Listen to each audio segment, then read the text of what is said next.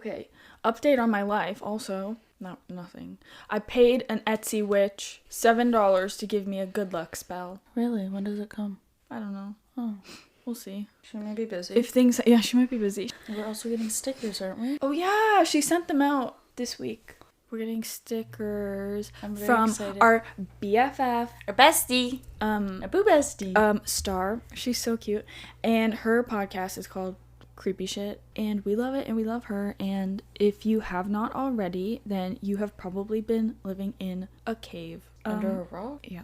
In a cave. Under a rock in a cave. In the middle of nowhere. I was going to say in the back area of nowhere. Underneath a mountain. I don't know. If you haven't listened to her podcast, you can pause ours and go listen. And go listen. Let's support our spooky community. Yes. We love our spooky community. So we will see if the Etsy witch luck spell is going to when it comes through. Pay off. Yeah. Whenever it You said luck? Yeah. Luck and prosperity. Those are good things. And good fortune, I think. It was on sale 75% off. I love me a spooky sale. A deal? Give me all the deals. Or witchy on a budget. Always. Of course, always. Life's expensive. Yeah, it is. Life's expensive, and I spent $7 on a spell. At least it wasn't a love spell, like, guys. I'm working on that for her. Mackenzie's doing it. She's my witch. A matchmaker. I think that this episode might be a little bit longer. That's okay. Welcome to Tea Tales and Talks, where we talk about spooky things, drink some tea, and try not to get too scared. I'm Sarah, I'll be your host. And I'm Mackenzie, I'll be your co-host. For these strange and occasionally unsettling tales.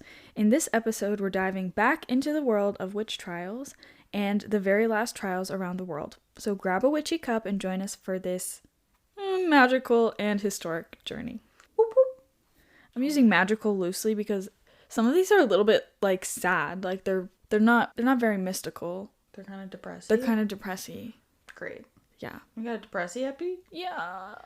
It's our depressy epi. I'm so sorry. Why do I want to put that on a t-shirt? When you're, like, really down in the dumps, you can put one of our depressy epis on. Don't talk to me in a depressy epi. Depressy, yeah, because depressive episode. Yeah. Oh my god, depressy epi. Yeah. Copyright that shit. Copyright it now. TM, Sarah. TM. I think we're geniuses. TM, that's my initials backwards. Oh. This is great. We should put it on a t-shirt. Guys, we're trademarking that. That's crazy. Okay, so for this depressy epi, we're talking about witches again. Which, like, big shocker. Whoop whoop. That's our niche. We should put little witch hats on when we record Maybe these we should. episodes. We need to make it witchy in here. do this. Let's do this thing. We said we're talking about witches again. In our past episodes, we've touched a little bit on the witch hysteria and, like, mob mentality and the impacts of rigid religious beliefs, but the cases that we're about to explore are at the very tail end of the widespread fear and punishment of witches. So it's kind of at the end of the, like, witch panic years. Everybody's kind of... They've chilled out a little They're bit. Well... Just kidding. The entire witch hysteria and period of the trials and punishments lasted from around the mid-1500s to very early 1900s. That's, like, a pretty good chunk of time. That's like 400 years. Yeah. So this first happened in Europe before slowly spreading throughout the rest of the world. Yep. I found that although the witch hysteria and mass trials were between the 400-ish year period that I mentioned, the very first ever to be recorded was in 1324 in Kilkenny, Ireland, where... I read that as Kilkenny. Oh, Kilkenny. Okay. Sorry, Kenny. Where a woman named Alice Keteller? Keteller was accused of practicing witchcraft. Following her trial, one of her alleged accomplices was tortured and subsequently burned at the stake. So this happened in 1324. As far as I can tell, this was one of the very, very first, if not the actual first, documented trial accusing somebody of witchcraft and then sentencing them to death, basically. So the 400-year period is sort of like the like what was documented and what was the most widely known. Yeah, like it's kind of like the most concentrated, I want to say, period of time. So it just like happened sporadically before, kind of after, but this was the main core. This is what's going on right now. This is the trend. Yeah. So most of what we're talking about encompasses the last legal and documented witch trials around the world. A little disclaimer, small makeshift trials and punishments and killings were happening hundreds and hundreds of years ago, and in some places are still happening today. So we're talking about the stuff that's like a little bit more of the like legal side of it, but there 100% was and still are things happening that are like people are taking things into their own hands. Classic. Of course. That being said, some of these cases are shocking, not only because of how tragic they are, but also because of how recently they've occurred. Some of these show the loopholes in the justice system and the lapse in humanity that led to witch trials continuing for so long. So, oh my gosh, this episode, somebody do a counter of how many times I say witchcraft, witch trials, and witch hysteria. All right. Do not take a shot every time I say it because you'll die. Oh. That's how many times I say it. Your liver and kidneys are gone. Shot.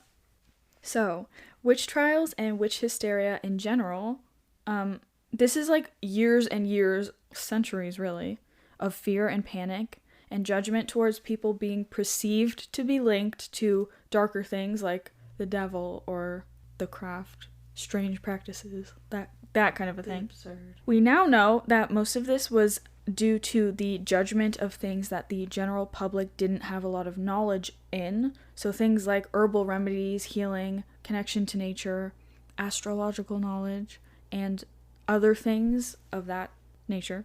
We've discussed this before, like the concept of mob mentality and letting fear of the unknown override your humanity. Empathy, passion, everything. Yes, Compassion. exactly. And what happens when people let their lack of understanding cloud their judgment and their sense of empathy and common sense, really. I would say that witchy things are some of our favorite to discuss, and we are planning on many, many more episodes covering trials and different witchy stories. But today, we're not starting from the beginning, we're actually starting at the end. The sporadic end of witch trials around the world. So our last witch trial, we're starting close to home.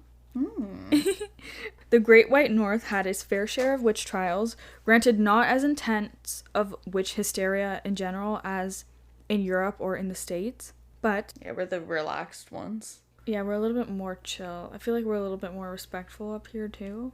Well, okay. The very last trial in Canada may be a well-known one for our fellow Canucks. This is the trial of Maggie Pollock in 1919. Oh.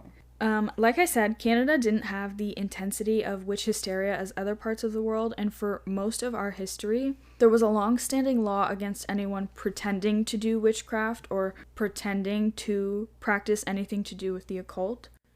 But this was basically a loophole to still prosecute people, but like under the guise of you're scamming people pretending to practice something. Fraud. It's a kind of a fraud law. Yes. Yeah.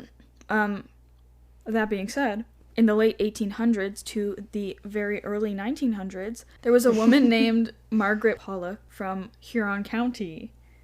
Yeah, that sounds very close. It is close. It's by Grand Bend. Look at us go. Right? Just a hop, skip, and a jump away. Yeah. Well... Don't quote us. Don't quote us on that. Metaphors or analogies. We don't even know what they're called. Okay, we just gotta keep going. Edit it out. Drop it out. Cut it out. Cut it out. Cut it out. Cut it out. Cut it out. She was renowned in Canada for her special gift of locating lost things and seeing spirits. People from all over Canada and from the States would come seeking her help and to get her psychic visions. She was well known for having so kind of what she was the most, this is what she was most well known for, was that she had a vision of an airplane and a car before either of them had been invented.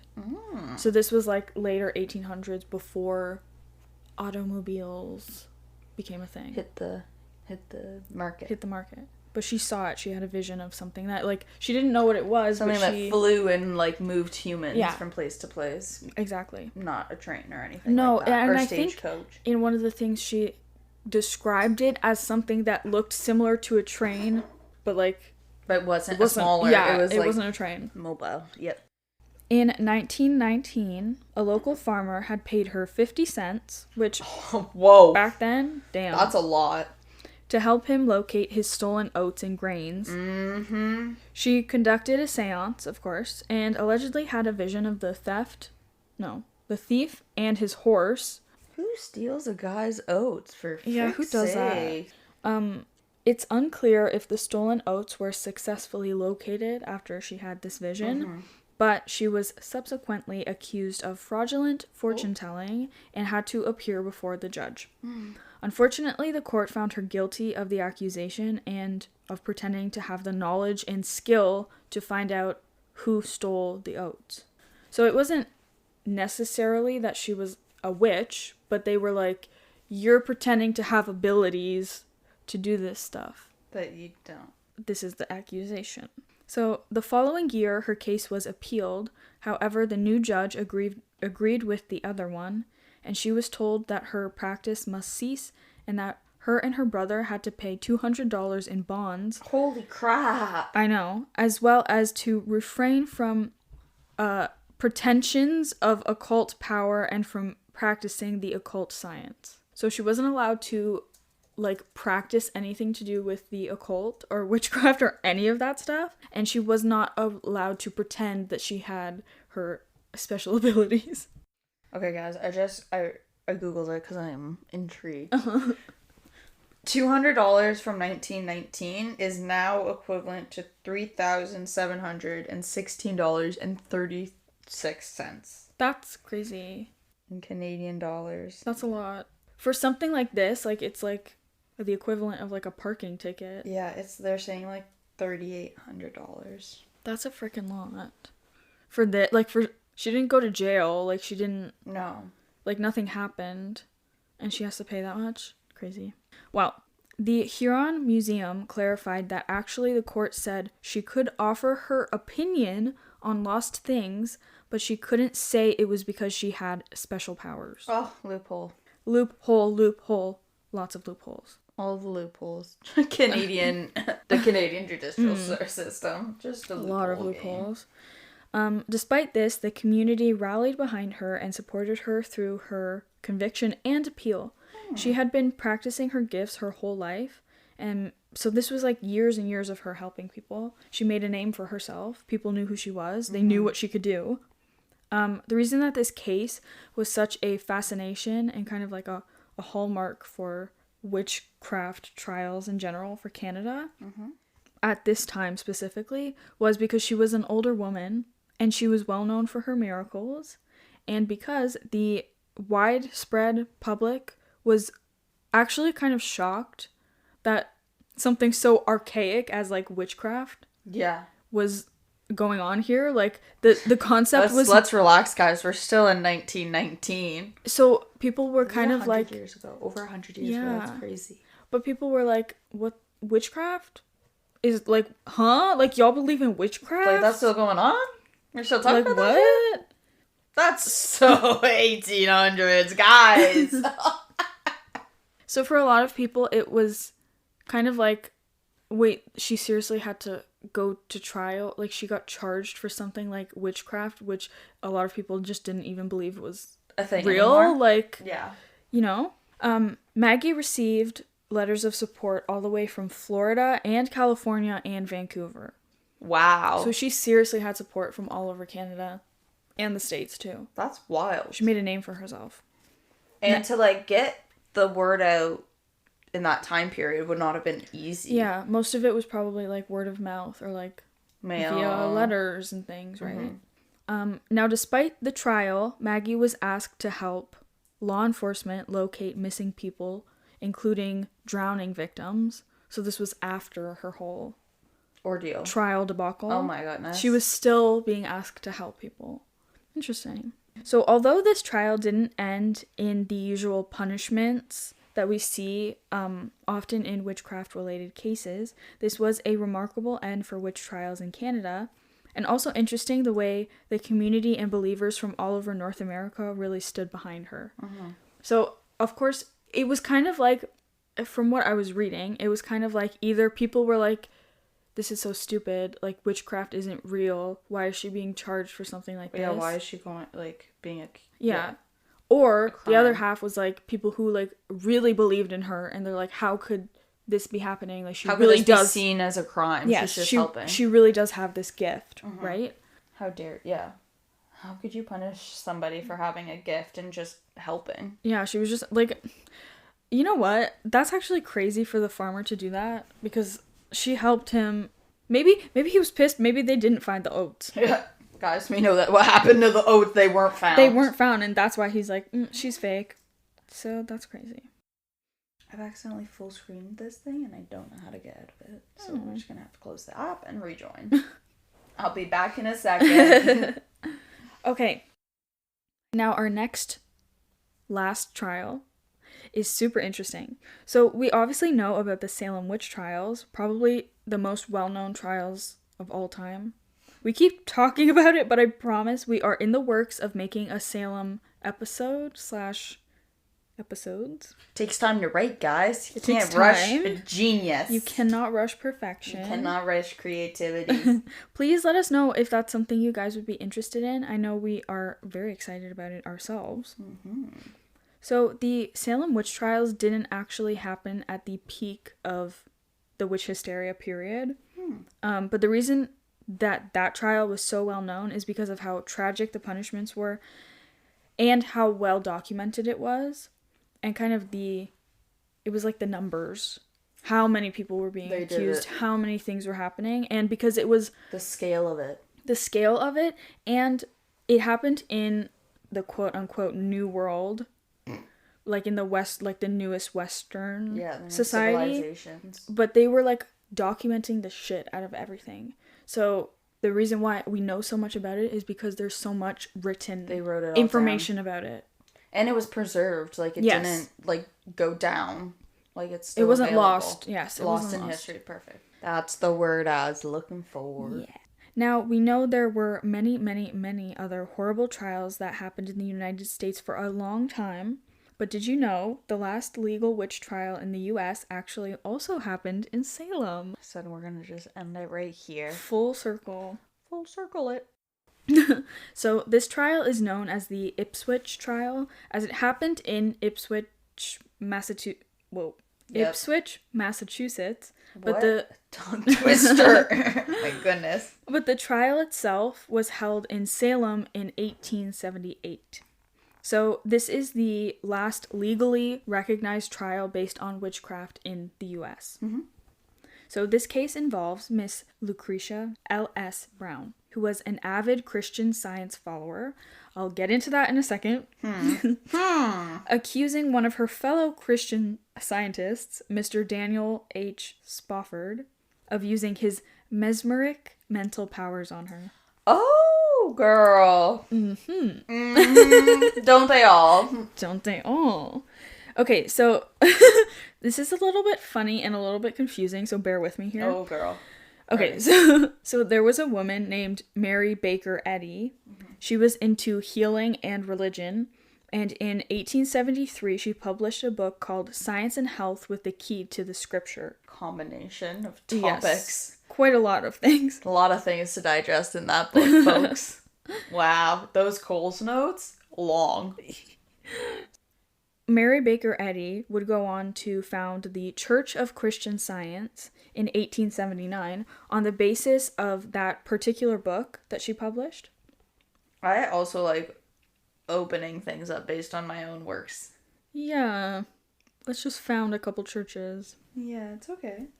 based, you, girl. Based on your ideas. Mm-hmm. Hey, she had followers, so, like... She did. Good on you. She had many. So, she also opened the Eddy School of Healing.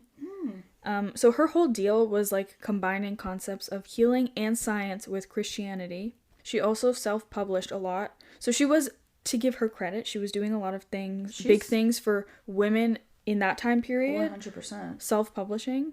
However, the Jesus and healing and science bit wasn't all of it. She also preached a lot about rejecting medicine in place of spiritual healing, and claimed that the material world is an illusion and that sickness is a result of faulty thinking. I should tell the boys that. That's why they're sick. Faulty thinking. It's your mindset. It's just in your brain. So I'm not saying she's entirely wrong, but she definitely was not entirely correct either. Oh. Now, you'll notice I said that she founded the church in 1879, but this whole situation happened in 1878. So, the two parties involved in this case were part of her earliest followers and subscribers of her teachings. So it's interesting that despite everything to do with this whole situation, which was a pretty significant thing that happened, she still went on to have many, many followers, publish more books. She kept going. Her church was expanding. It lit the flame. She launched. Made a fairly big impact. Okay, so... Launched her career. The accuser, Lucretia Brown, had apparently been physically challenged most of her life after she suffered a spinal injury as a child. In her life, she read Mary Baker Eddy's first book and claimed that it had healed her of her ailments. Crazy.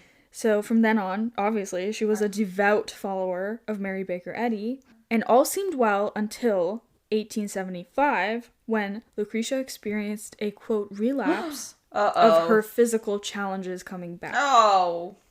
Yeah, that's crazy. Now enter Daniel Spofford. Woo. Like Lucretia, Daniel was one of the very earliest followers of Mary Eddy.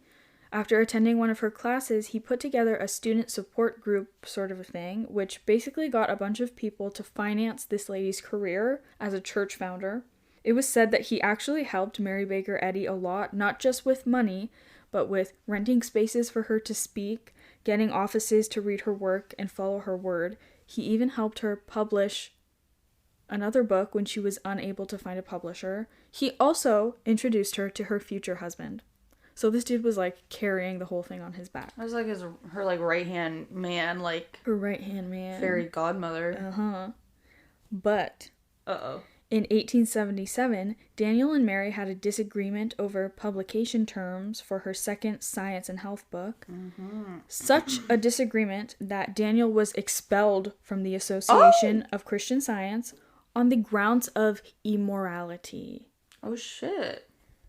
So we don't know what was said. We don't know. Something immoral. Something was going on.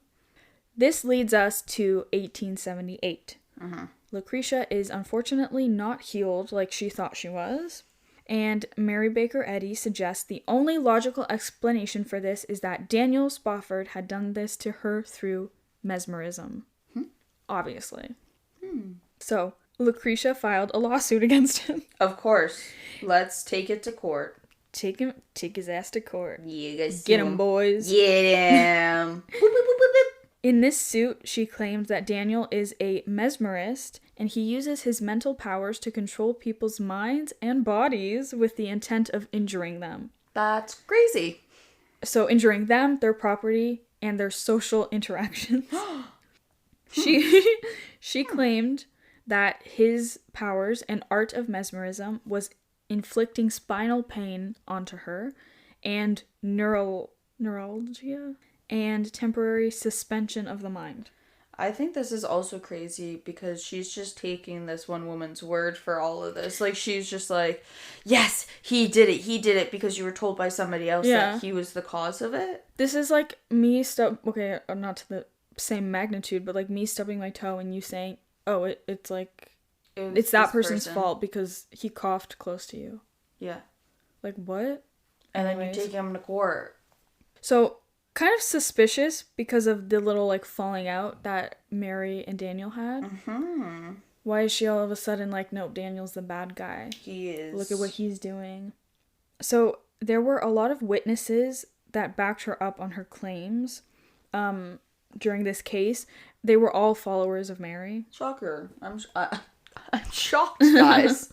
I didn't see that one coming. And actually, one person, kind of low-key, said this. I think that it was like they were trying to like keep it down low. Yeah. They said that Mary had been the one to write up Lucretia's complaint for her.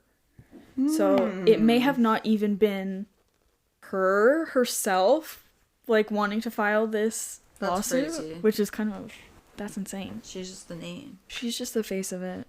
Poor girl. The trial was set for May 14th, 1878, and 21 witnesses went to Salem to testify against Daniel. Now, Daniel, of course, denied all of this, but he never showed up to the trial. Even when requested. That's not a good look, my guy. Not a good idea. Even when requested by the judge, he just didn't show up. That's not a good idea. His lawyer, on behalf of him, filed a demurrer, which I learned is basically like objecting to the case. Lucretia's lawyers were adamant that mesmerism was an acknowledged thing, but the judge dismissed the case because it was vague at best, and the court ruled that it was unclear how they would prevent him from using mind control, even if he was imprisoned for this. We'll just let him. So they're free. like, how do we punish him? How do we like? He what can do we just get do? himself out if he can control us. How do you? Let's think about this logistically. How do you lock down mind control? Now, this case gained a lot of attention, not only because it was held in Salem, but also because of how bizarre the whole thing was. It was, in fact, the last legal and recorded trial involving witchcraft in the United States. So I think that's kind of interesting. Very interesting. Well, let's broaden the scope a little bit here and move to South America. Hop on a little plane. Not literally, just for the next part of this episode. My little jokes in here are so fucking stupid. I love them. Okay. I can turn them into t-shirts. Witch trials were also not entirely a large concept in South America as they were in Europe and the New England area of the US. However, witchcraft has an interesting integration into a lot of cultures in South America. Although it's less of like witchcraft and more of shamanism and religious cultural traditions. The Spanish Inquisition. The Inquisition. It's the Inquisition. There's a movie of some sort. It was made in probably the 80s. And they do like a musical reenactment of like, the Inquisition. So now that just pops into my head every time I hear it. The musical. Inquisition. Okay, so not the musical, but the actual literal thing. The actual Spanish Inquisition lasted for a few hundred years and was really what brought the prosecution and punishment for witchcraft, and especially saw women being accused. Mm-hmm. Now, I did find that the Inquisition brought about a death penalty for sorcery and witchcraft, and punishments went on for decades. The punishments were really brutal and often included hangings, burning at the stake, and lashings. Oh, it's just like the typical... All the hallmarks of witch trial punishments as were seen throughout Europe. Mm-hmm.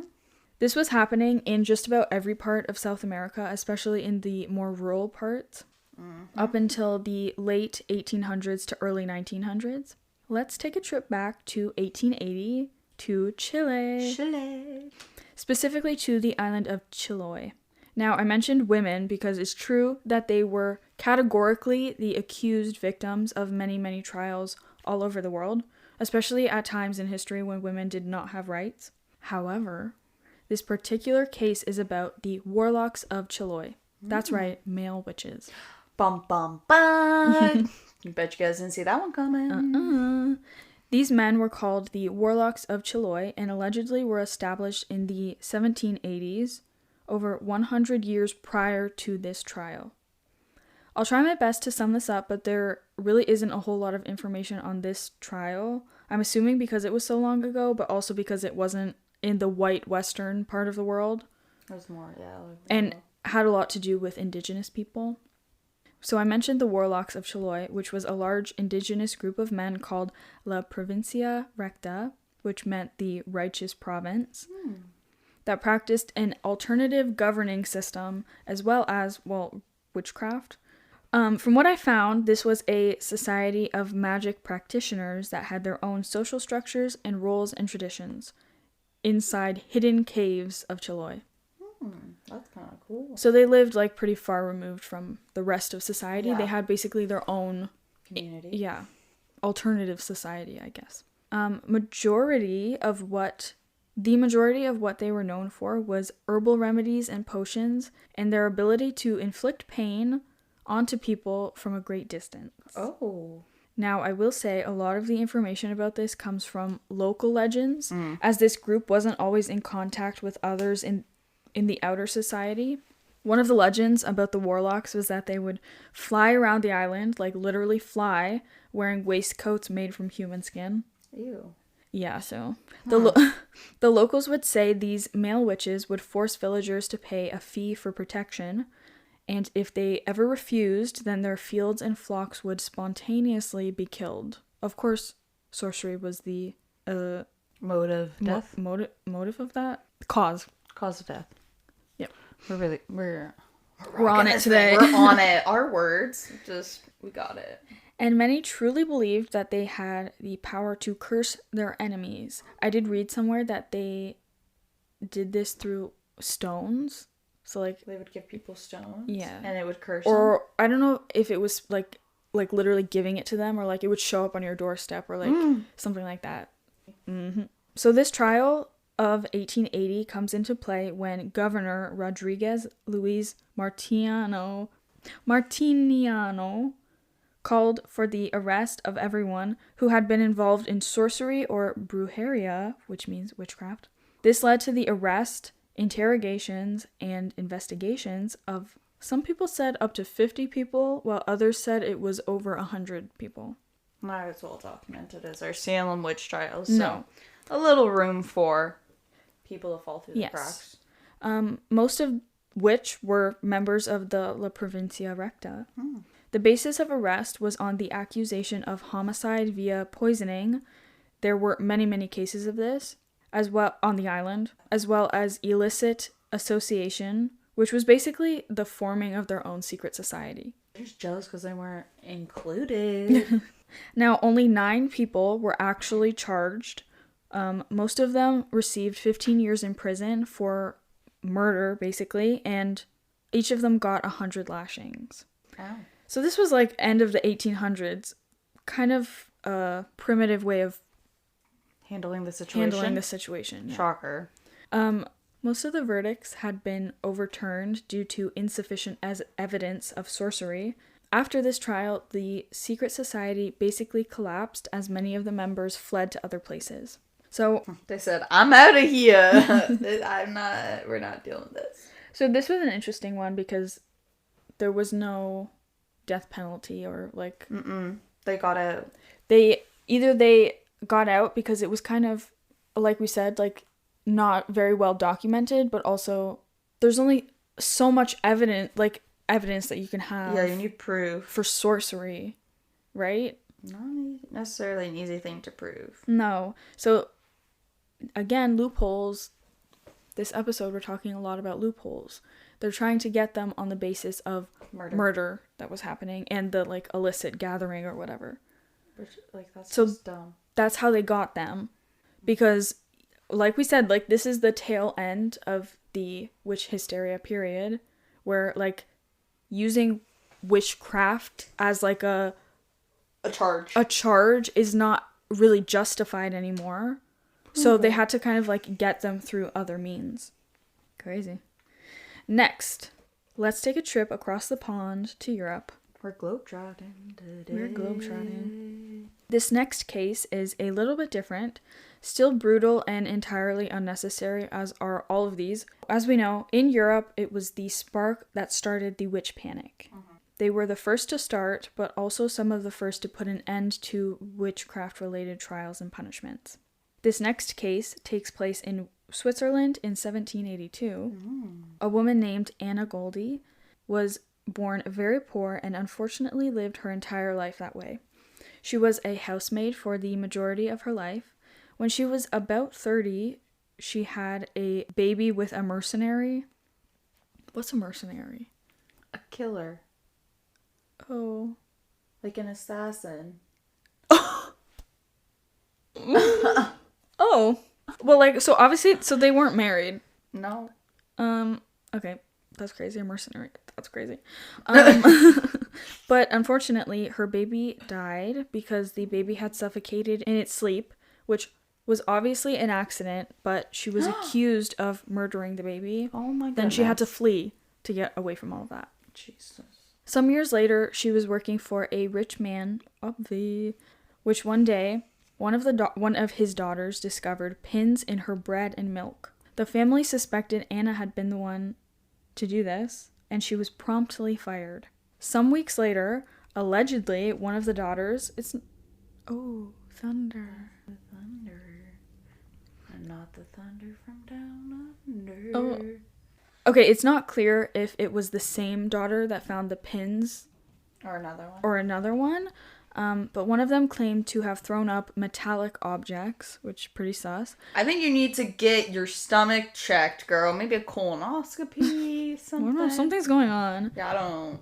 Their first reaction to all of this was that Anna had used some kind of witchcraft or spell or something on the child.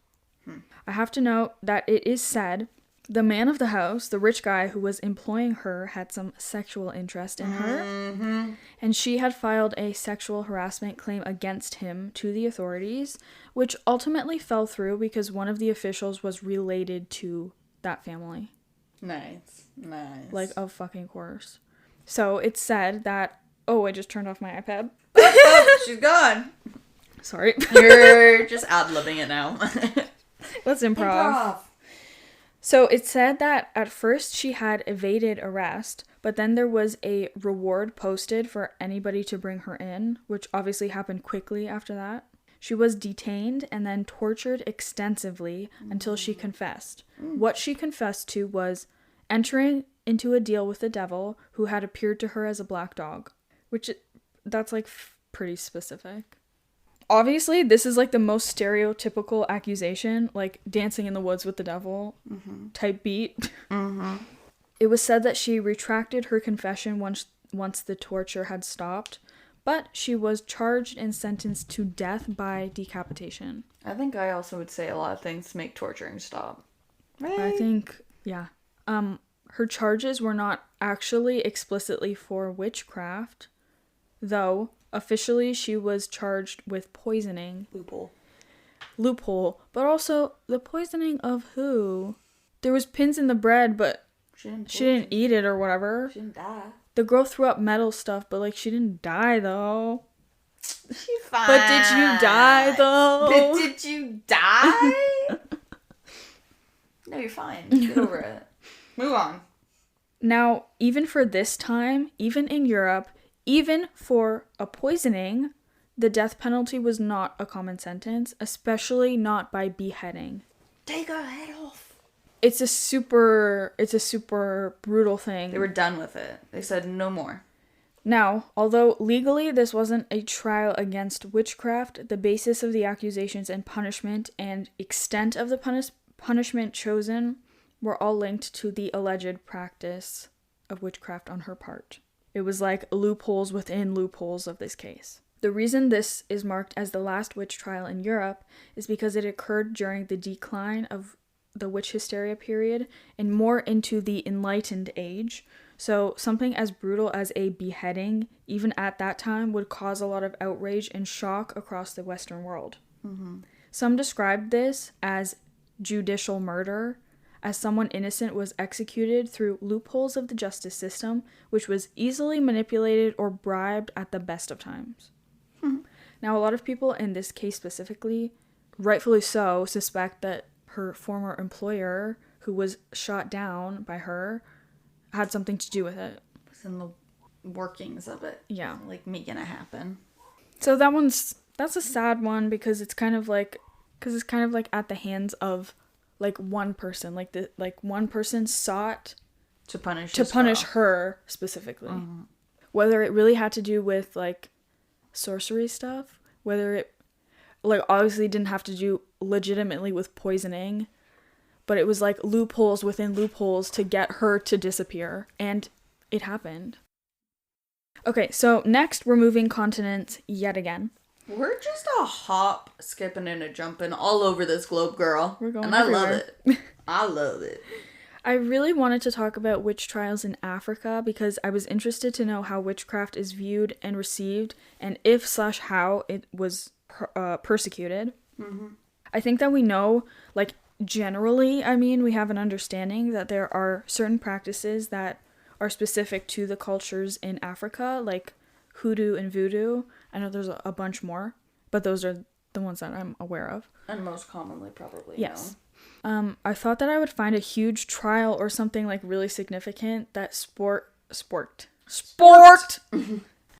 sort of sparked the end of witch hysteria, but I didn't. Instead, I found that witch hunts and witch killings have never really ended, and it's unclear when they ever started. So legally, witch trials were pretty much abolished, and the public accusation of witchcraft was made illegal in 1928. So they actually have laws against accusing somebody, against killing people based on witchcraft. Mm-hmm. Unfortunately, that hadn't stopped much, as we've seen in other places as well. Loopholes. Loophole. However, I will talk a bit about the largest situation that kind of marked the peak before the slow decline in the witch hysteria period in Africa. So I'm talking specifically about Tanzania in the 1970s and 80s. So from about 1970 to 1988, there were over 3,000 witch killings. Well, that's a lot. That keeps them busy. That's a freaking lot. So 3,000 people over this 18-year period were accused of witchcraft and blamed for everything from severe weather, mostly flooding or extreme droughts, poverty, to livestock deaths or mysterious illnesses. Mm-hmm. One article I read, somebody had said, quote, "Witchcraft allows people to make sense of their arbitrary misfortunes." That is exactly right. Mm-hmm. Because it gives them something and somebody to, directly blame. Mm-hmm. They need, like, a literal thing, like a tangible thing to blame it on. Someone else said that blaming witchcraft was also a way to justify the killing of somebody, even if it was a family member, to the community and to themselves. Mm-hmm. So, specifically speaking of some of the cultures in Tanzania, there is a lot of indigenous tradition and belief around witchcraft practices. So in this case, it's not a question of whether or not witchcraft is real or if it's believed.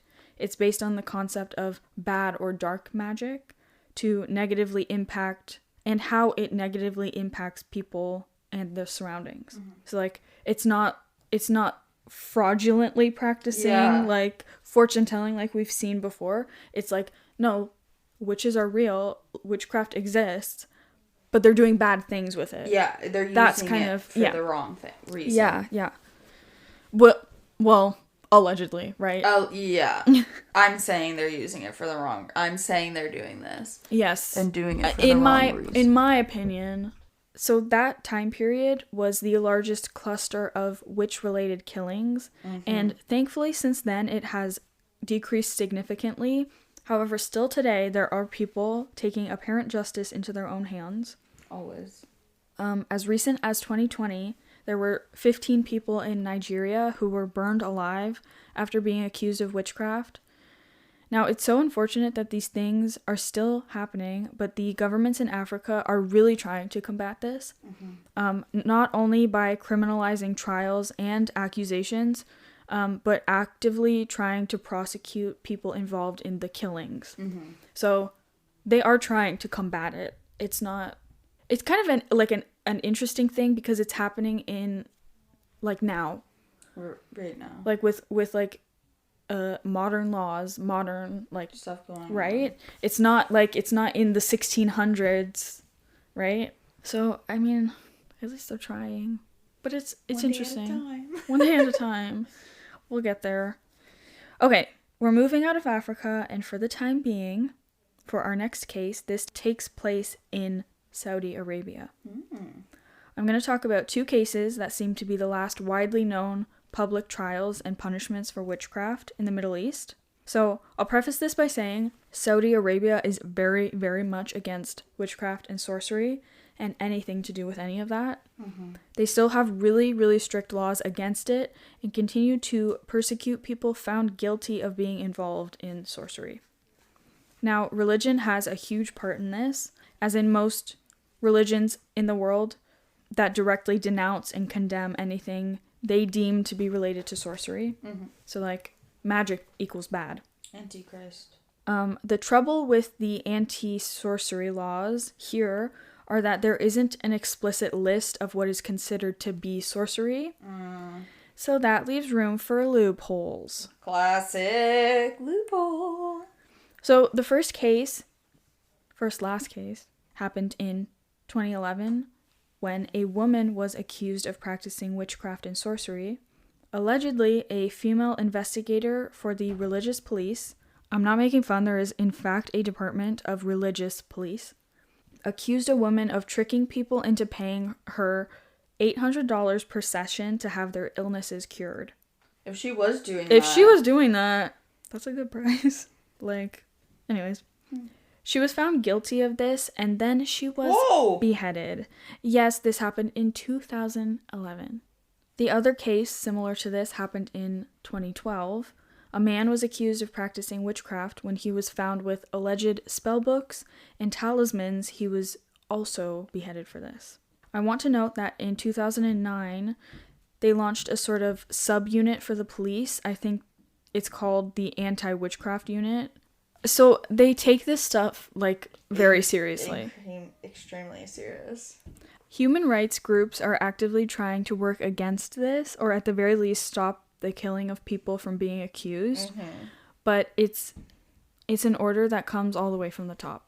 So it's not easy to change these laws, especially when they have, again, it's not even they have laws against fraudulently practicing fortune telling or something like that. It's no, they have laws about literal sorcery.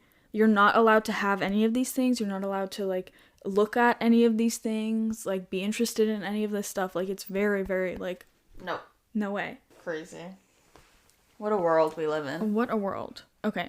Now, there are hundreds, if not thousands, of other legal or not so legal witch trials that have happened in the recent century all the way up to today, all around the world. It's crazy to see how witchcraft, again, whether it's believed or not, has been integrated into the wealthiest and the most rural parts of the world in all cultures across time. So remember when the first story I told was about Canada's last witch trial? Well, I actually lied. This bitch. Who is she, guys? Lying to us. Actually, the last legal witch trial in Canada happened in 2018.